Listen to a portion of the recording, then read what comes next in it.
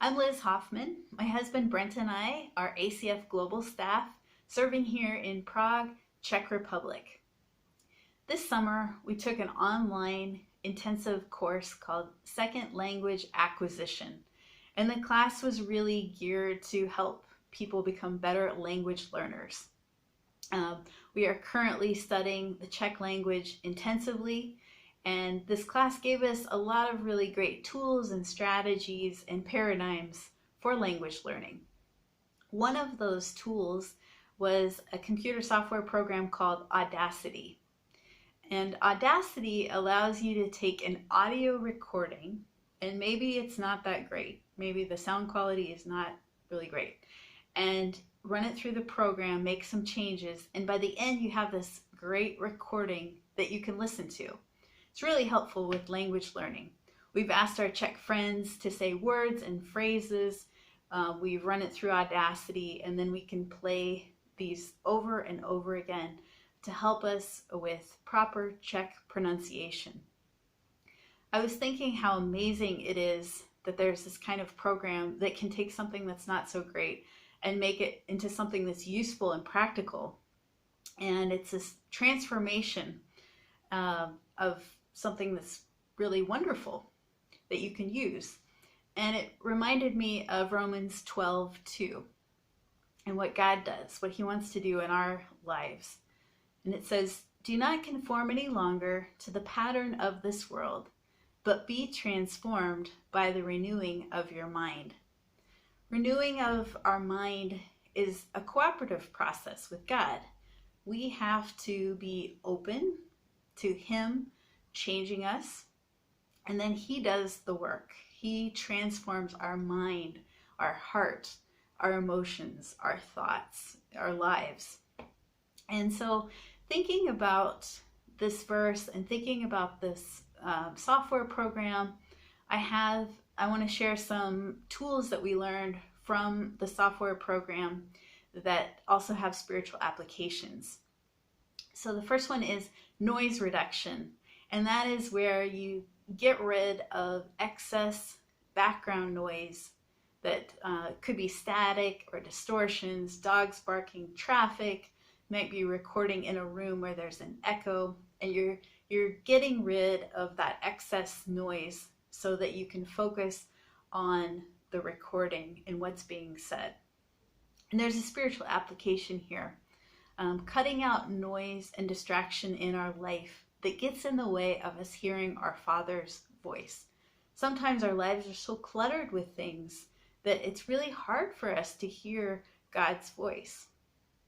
And in John 10:27 it says, "My sheep hear my voice, and I know them, and they follow me."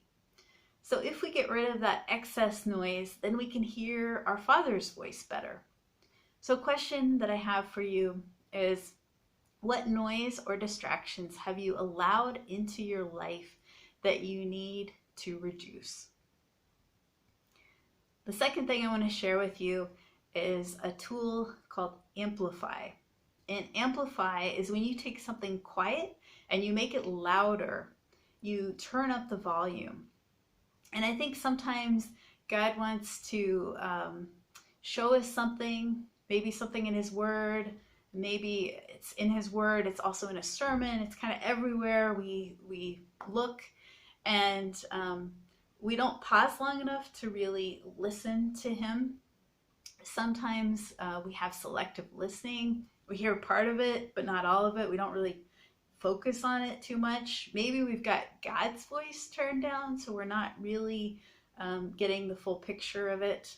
For example, love God and love others.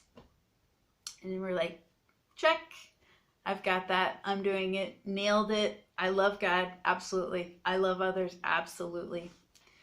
But what about the person that's difficult to love? What about the person where you have different values and different beliefs? The person that always pushes your buttons? The person that if they sent you a text right now, you wouldn't be too happy because you're thinking, oh great, I have to deal with this person now. I don't want to deal with them. Like that person is part of the others. And so I think sometimes, we have God's voice turned down. We're not really focusing on the full picture. And it's important that we amplify his voice so we get the full picture.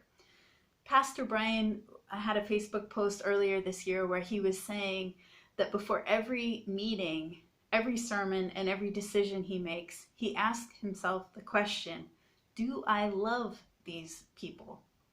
And I thought that is such a great question to ask. Do I love these people? And so thinking about amplifying, are you amplifying God's voice in your life? Do you have his voice turned up so that you can hear him? Because he has something he wants to say to you today, but can you hear him?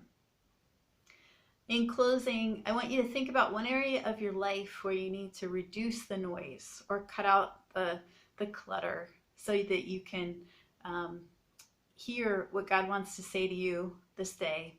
And one area of your life where his voice might be turned down and you need to turn up the volume so that you can hear what he has and follow after him. God wants to change you. He wants to transform you. Will you let him?